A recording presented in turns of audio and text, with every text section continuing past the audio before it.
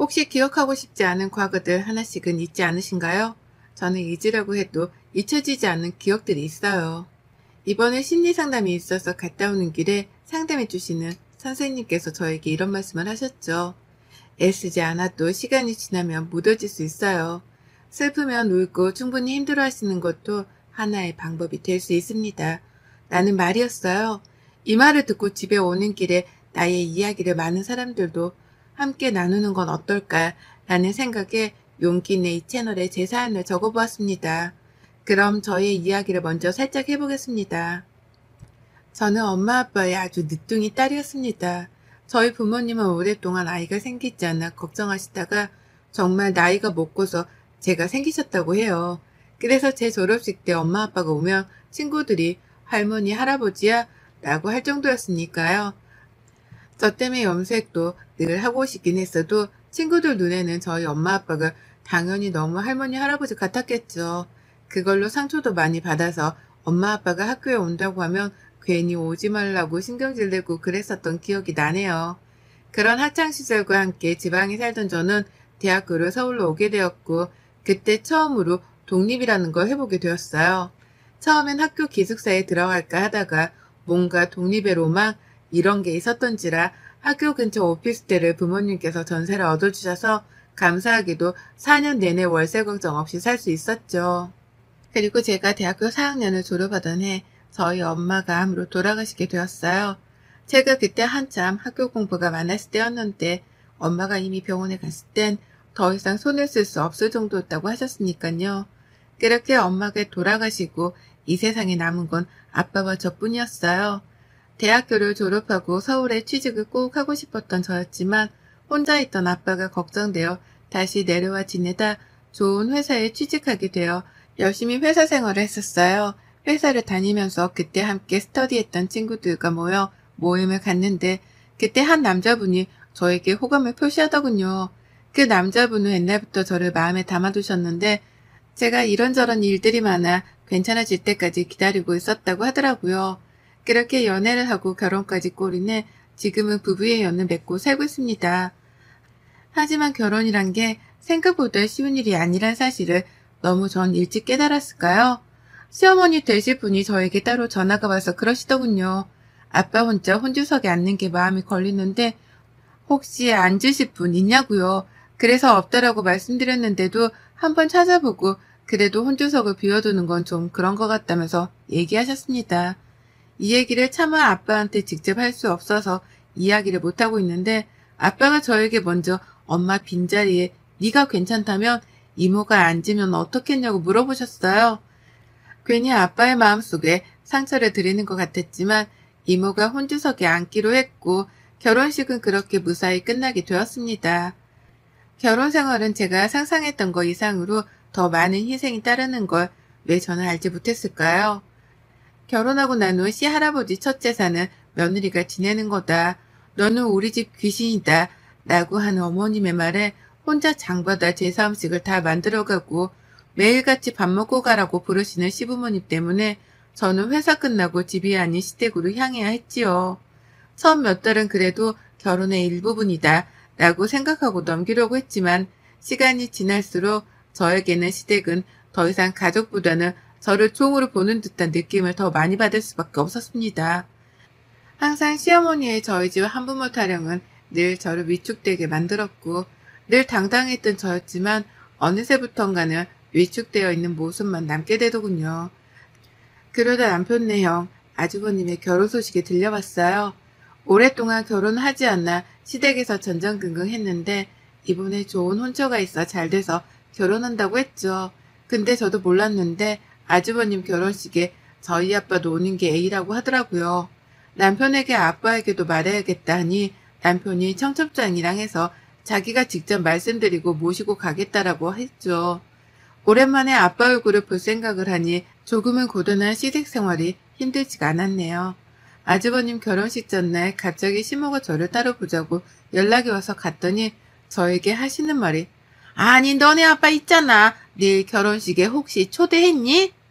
네. 그이가 아빠한테 말해서 내일 같이 모시고 오기로 하셨어요. 아 그럼 내일 너네 아빠에게 오지 않아도 된다고 전해라. 네? 왜요? 아니, 너 형님 되실 분 집안이 정말 장난 아니게 체력가 집안이라고 하더라. 우리도 거기에 맞추려고 얼마나 노력했는데 너희 아빠가 조금 행색이 서울분 같지 않으시잖니. 그리고 굳이 않아도 될 것 같다. 어머님, 무슨 말씀을 그렇게 하세요? 아니, 내가 뭘 틀린 말을 한 것도 아니잖니. 괜히 사돈댁에서 격 떨어진다고 생각하면 어떻겠니? 그래서 일부러 호텔 결혼식에 지인들도 웬만해서 조금 돈 있는 사람들만 따로 성습장 보냈는데 너 거기 호텔 식사가 얼마인 줄 알아? 그냥 너네 아빠는 돈이나 좀 내라고 하면 될 것 같다. 내일 빨리 일어나야 하니 그렇게 알고 내일 보자. 그리고 덧붙이는 말에는 저에게 남편에게 이런 말 하지 말라고 했어요. 괜히 네가 말하면 모자 사이에 싸움밖에 더 일어나겠냐고요. 네가 알아서 잘 처신해야지. 그것도 네 몫이라고요. 이렇게 된 이상 아빠를 모시고 오는 건 더 이상 의미가 없을 것 같아 남편에게는 아빠가 편찮으셔서 올라오기 좀 힘들다고 말하고 아빠한테는 소규모로 진행되는 예식이라 아빠까지 오면 시댁에서 죄송하다고 다음에 뵙자고 한다고 둘러대었어요. 아빠는 그래도 사돈촌과 결혼하니 부조금을 꼭 하신다고 하시길래 아빠 이름으로 해서 냈어요. 결혼식 당일이 되고 호텔에서 결혼식을 올리는데 호텔 결혼식 대관료와 식대만 해도 정말 헉하는 소리가 날 정도로 금액이 나왔더라고요. 어차피 제가 될 거 아니니 그렇게 결혼식을 마치고 집으로 왔어요. 그리고 결혼하고 처음 인사 오는 아주버님 내외를 보니 저는 한 번 더 좌절할 수밖에 없었죠. 어머님이 저와 형님을 대하는 자세가 완전히 달랐어요.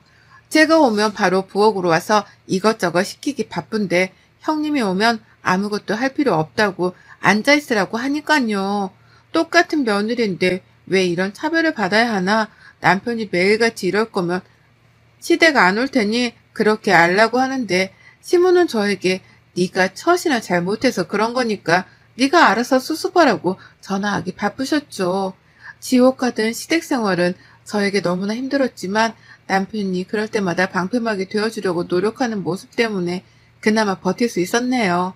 그러다 저에게 청천벽력 같은 소식이 들려왔어요. 아빠가 폐암 2기라고요. 폐암은 폐 내부에 신경이 없어 통증 같은 증상이 나타나지 않아서 초기 발견이 굉장히 어려운 암이라고 하더라고요. 아빠랑 떨어져 지내니 아빠의 건강 상태를 몰랐는데 고모가 연락이 오셔서 아빠가 건강검진 받다가 발견됐는데 폐암 2기라고 하더라고요. 그 소식을 듣고 어찌나 울었는지 몰라요. 그리고 내려간 아빠의 모습은 살도 많이 빠져 있으시더라고요. 왜 제가 이제야 눈치챘을까? 정말 엉엉 울며 아빠한테 미안하다고 했네요. 남편에게 아빠의 이야기를 전하고 한동안은 아빠 병원 같이 다니고 싶다고 말했고 남편은 걱정하지 말라고 해서 그렇게 아빠와 함께 병원도 다니고 챙겨드리고 있었어요. 이 소식을 들은 시어머니가 또 전화를 해오셨더라고요. 너 지금 니네 집에 내려갔다면서? 네, 아빠가 많이 아프셔요. 제가 돌봐드려야 할 것 같아서 그이랑 상의하고 내려와 있어요. 요새 간병 있으면 되지. 네가 거기 가면 우리 아들 누가 챙겨주냐? 어머님, 요새 반찬도 다 잘 나와 있고 해서 그이가 어린애도 아닌데 아빠한테 자식이 저밖에 없는데 그럼 어떻게 안 내려올 수가 있어요. 아니 그건 알지만 네 아들 밥 굶기고 어떻게 살라고 라고 하시는데 그냥 뒤에 말은 듣지도 않고 끊어버렸어요. 그 뒤로도 시어머니는 자주 전화가 왔지만 그때마다 네네 하면서 끊기 바빴고 저는 병원에서 수술을 해야겠다는 이야기를 듣고 아빠가 수술이 잘 되는 것만 집중하기로 했어요. 그렇게 아빠는 수술을 하셨고 수술의 경과가 좋지 못하다는 선생님의 말씀에 저는 또 한 번 더 좌절할 수밖에 없었어요.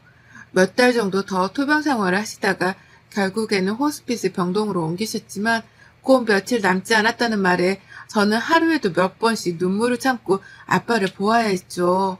마지막은 남편도 회사에 휴가를 내고 같이 셋이 시간을 보내면서 아빠가 좀 체력이 있을 때 엄마한테도 많이 다녀오고 할 걸 그러지 못한 게 너무 한이 되더라고요. 아빠가 죽으면 꼭 엄마 옆에 함께 있고 싶다는 간곡한 바람에 두 분이 함께 꼭 있기를 바라며 장례를 준비했습니다. 마지막 하는 아빠의 길에는 저와 남편이 있어 외롭지 않다며 저에게 편지 하나를 건네주셨는데요. 그 편지를 읽은 저는 소리내어 울 수밖에 없었어요. 사랑하는 내 딸, 네가 처음 태어난 내 품에 안길 때가 엊그제 같은데 네가 이렇게 커 남편과 함께 있는 모습을 보니 그저 행복할 따름이구나. 아빠가 많이 부족해. 아빠도 아빠가 처음이라 너를 많이 서운하게 한 것 같아 늘 가슴에 남는단다. 아빠가 먼저 가는 일에 너무 슬퍼하지 말았으면 한다. 앞으로는 더 멋진 인생을 살기 바라는 아빠의 마음을 늘 기억해다오. 사랑하고 또 사랑한다. 편지의 한 부분으로 아빠는 끝까지 제 걱정만 하시다 돌아가셨어요. 그렇게 남편의 품에서 꺼이꺼이 울다 남편이 마지막 가시는 길에 우리가 웃는 모습으로 보내드리자고 했고 저희 아빠는 그렇게 돌아가시게 되었습니다. 장례는 3일장으로 지내기로 했고 남편은 저 대신 분주하게 돌아다녀야 했죠. 그렇게 시댁에도 아빠의 부고 소식을 전해드렸는데요. 어머님이 갑자기 저한테 처음으로 미안하다는 말을 하시더군요. 얘야, 이번에 아빠가 그렇게 되고 나서 얼마나 상심이 컸니? 가족들이랑 다 같이 장례식에 가봐야 하는데 글쎄 네 시할머니가 편찮으셔서 거기에 가봐야겠더라. 곧 오늘 내일 하신다고 하는데 자리를 비우기가 힘들구나. 정말 내가 미안해서 어쩌니? 어머님 말씀에 물론 서운하긴 했지만 남편의 시할머님도 나이가 많으신지라 곧 돌아가실 수도 있다고 하니 제가 뭐라고 서운하다고 이야기하기가 그렇더라고요. 그래서 이해한다고 했어요. 3일로 치러진 장례식이 끝나고 집에 가서 아빠의 유품들을 정리하는데 이런저런 생각에 또 한 번 눈물이 나더군요. 이제 정말 나는 부모님이 없구나 라는 생각도 들곤 했는데 고모들과 이모들이랑 남편이 옆에 늘 든든하게 있어주셔서 그나마 버틸 수 있었던 것 같아요. 이것저것 아빠 유품 정리하고 집으로 올라오니 또 산 사람은 다시 일상생활을 시작해야 했지요. 아빠를 잊기 위해서 더 바쁘게 살아가고 있었어요. 주말에는 또 푹 쉬고 그렇게 살다 보니 시간이 또 훌쩍 가더라고요. 그러던 어느 날 하루는 집에 누워서 인스타를 보고 있는데 제 추천 친구의 형님 인스타가 뜨는 거예요. 그래서 한번 들어가서 차근차근히 인스타를 넘기는데 몇 달 전에 해외에 다녀온 것 같은 사진들이 있더라고요. 그래서 언제 해외 가셨지? 하고 찬찬히 사진들을 보는데 낯익은 가족 사진이 한 장 있대요. 시어머니, 시아버지, 큰 아주버님, 형님 이렇게 해외에 놀러가서 찍은 사진이더라고요. 또 언제 놀러가셨지 하고 날짜를 보는데 그 날짜가 저희 아빠 돌아가신 다음 날이었어요. 그러니 알고 봤더니 시할머니가 아프신 건 거짓말이었고 패키지 여행으로 해외에 형님네랑 놀러 가려고 저한테 거짓말을 한 거였죠. 그 사진을 보는 제 분노는 정말 하늘 끝까지 치솟았고 도대체 어떻게 해야 이 분노를 가라앉힐 수 있을까 싶었어요. 우선 남편에게는 미안하지만 이 사실을 숨겼고 그때부터 차근차근 준비했어요. 그러다 때가 왔죠. 아주버님이 회사를 때려치고 사업을 하고 싶다고 난리를 치는 바람에 형님이랑 아주버님이랑 대판 싸웠나 봐요. 형님네 친정에서 돈을 보태줄 수 없다고 하고 시댁에서는 형님한테 아주버님은 회사원보다 사장이 더 어울린다면서 네가 좀 밀어달라고 하는데 형님은 아랑곳하지 않고 있었겠죠. 근데 아주버님이 형님과 상의도 없이 집 담보대출을 받아서 어디 투자를 했던 것 같아요. 나중에 알게 된 사실이지만 그 투자금 받은 회사가 유령회사라 거의 3억 가까이 사기를 당했더군요. 그때부터 시어머니는 형님한테 발이 되게 빌더라고요. 당장 집까지 담보대출 받아서 아주버님이 형님한테 제발 친정에서 장인어른한테 돈 좀 빌리자고 하는데 참 형님네 집이 부자? 재력가? 라고 하더니만 실상은 거지 그 자체였어요. 벌써 회사는 거의 폐업하는 수준이었고 형님 결혼할 때 결혼비용도 시댁에서 대출받아서 다 내주었나 봐요. 형님네 친정에서 아주버님 외제차 뽑아줬다고 했는데 그것도 알고 봤더니 그냥 렌트였고요. 옛날에 잘 산 건 맞았는데 지금 코로나 때문에 회사가 어려워서 문 닫을 위기였는데 형님은 여우 같아서 말 안 하고 공주대접 받으려고 했겠죠. 이제 돈 나올 구멍이 없으니 남편한테 전화해서 빌려달라고 쌩 난리를 치더라고요. 그래서 남편은 우리도 돈 없다. 어디 가서 돈 빌리냐? 형수님네 돈 많이 번다고 우리 와이프까지 무시할 땐 언제고 이제 와서 돈을 빌리냐? 진짜 형 뻔뻔하다고 했나 봐요. 근데 이제 저한테까지 어머님이 전화를 해오더라고요. 형님이 집 넘어가면 너랑 이혼할 거라고 난리를 치니 저한테 돈 좀 어떻게 해달라고요. 그래서 저는 그이가 절대 안 된다고 하니 저 말고 다른 분을 소개시켜 드릴게요. 그분한테 한번 말씀해 볼게요 했어요. 아빠 친구분이신데 지방에서 굉장히 유력한 재력가셔서 아마 3억 정도는 충분히 되실 것 같아요. 그리고 나서 그분한테 3억을 빌렸다고 하더라고요. 이자가 좀 세긴 한데 어쩔 수 없으니 급한 불이라도 끈다고요. 근데 당연히 사금융이니까 이자가 셀 수밖에 없잖아요.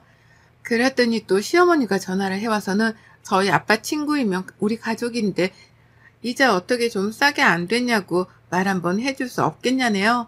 그래서 없다. 제가 무슨 힘이 있어서 그러겠냐. 그분한테 직접 이야기하셔라. 라고 했더니 지금 돈 빌리고 몇 달 이자를 밀리셨나 봐요. 그 이자랑 원금까지 하려니 아주 미쳐버리겠죠. 더 이상 다른 데서 대출도 안 나오고 우선 집이야 넘어가는 거 막았다고 쳐도요. 그랬더니 남편이 시어머니한테 아 엄마 형 집 팔라고 해. 팔아야 빚을 갚지. 라고 하니 지금 그 집도 대출이 아주 많이 들어가 있기도 하고 부동산 시장이 좋지 못해서 나가지도 않나 봐요. 그리고 남편에게 지금까지의 이야기를 다 털어놓았어요. 시어머니가 저한테 지금까지 한 행동, 우리 아빠 장례식에 모든 가족들이 다 해외여행 가려고 안 온 것 등등요. 그리고 나서는 이야기했어요. 여보, 아마 조만간 아주버님네랑 어머님, 아버님 집 경매로 넘어갈 수도 있어. 라고요. 그게 무슨 말이야? 어머님이 빌려가신 3억에 대한 이자랑 원금을 못 갚아서 아마 경매로 넘어갈 것 같아. 남편의 한숨과 함께 미안하다는 말로 이야기를 마무리했어요. 그 이후 갑자기 시댁에서 오라고 하길래 당당하게 갔죠. 저보고 그 사람한테 이야기해주면 안 되겠냐 사정사정 하시길래 안 그래도 제가 여기에 그 사장님 불렀으니 이야기해보셔라. 고맙다 고맙다 연신 굽신굽신 하더라고요.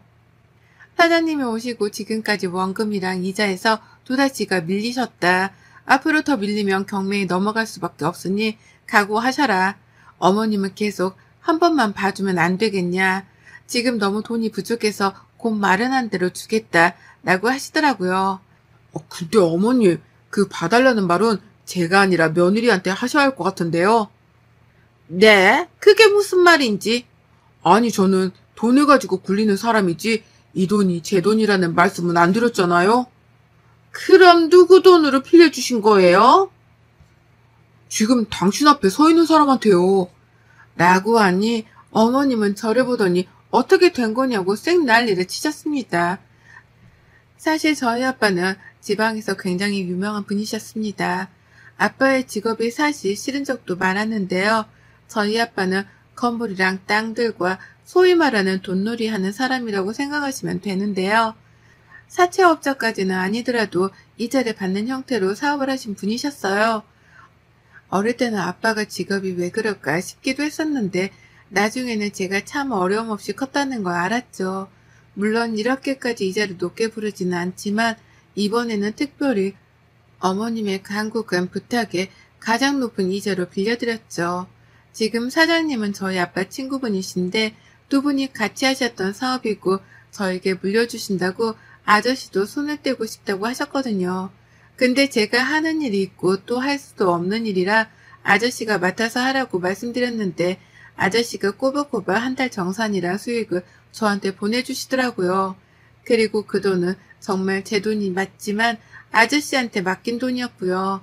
그제서야 어머님은 상황 파악이 되었는지 미안하다, 정말 미안하다, 내가 널 왜 몰라봤느냐 갑자기 싹 행동을 바꾸셨어요. 어머님, 제가 한 말씀만 드릴게요. 저희 아빠 장례식 때 형님이랑 아주버님이랑 해외여행 가려고 안 오신 거 저 다 알아요. 그리고 부조금 딱 10만 원 하셨더라고요. 근데 저에게 뭐라고 하셨어요? 원래 5만 원 하는데 너희 아빠고 사돈5원이라 더 한 거라고요. 그래도 이렇게 챙겨주시니 감사할 따름이라고 생각했는데 해외여행 갈 돈은 있으시고 저희 아빠 부조금 딸랑 10만 원 하시면서 그렇게 생색을 내셨어요? 정말 웃기지도 않네요. 아, 그리고 형님, 아주버님, 어떠세요? 정말 진짜를 본 소감이요. 형님은 가짜셨고 저는 진짜예요. 죄송하지만 그쪽이 생각하는 것보다 저는 더 가졌고 티를 안 냈을 뿐이에요. 형님은 그 자리에서 주저앉고 아주버님은 네가 그렇게 돈이 많은 줄 몰랐다면서 굽신하더군요. 다 필요 없고 경매에 넘길 거니 그런 줄 아시고 돈을 마련하시든 아니면 집에서 나가서 단칸방에 사시든 알아서 하시라고요. 코웃음을 치고 나오는데 정말 제 묵은 체증이 싹 내려가는 것 같았어요. 그 뒤로 시댁집은 경매에 넘어갔고 지금 두 분이 월세 사시는 걸로 알고 있어요. 후기입니다. 형님은 아주버님과 이혼소송 중에 있다고 하네요. 둘 다 서로 사기 결혼했다고 결혼 무효소송까지 진행 중이라는데 그 변호사 비용은 둘 다 어떻게 하려고 참 답이 안 나오네요. 그리고 저는 이렇게 된 이상 남편이랑 더 이상 살아도 남편이 저를 보면서 늘 힘들어할 것 같아 이혼하자고 했지만 남편은 자기 부모님과 더 이상 연애 이어가지 않겠다고 하더라고요. 그동안 남편이 시댁에서 힘들었던 모든 일에 방패막이 되어주려고 늘 노력한 걸 알기에 우리가 다시 잘 될 수 있을까 생각도 했어요. 근데 마지막까지 저희 아빠 곁에 장인어른하며 웃으며 손잡아주고 다리 주물러주려고 했던 게 저희 남편이라 저희는 둘이 함께 해나가 보자 합니다. 마지막으로 긴 글 읽어주신 모든 분들께 감사드리며 늘 여러분이 행복하기를 기도하겠습니다. 여러분의 생각은 댓글로 남겨주세요. 오늘도 시청해 주셔서 정말 감사합니다.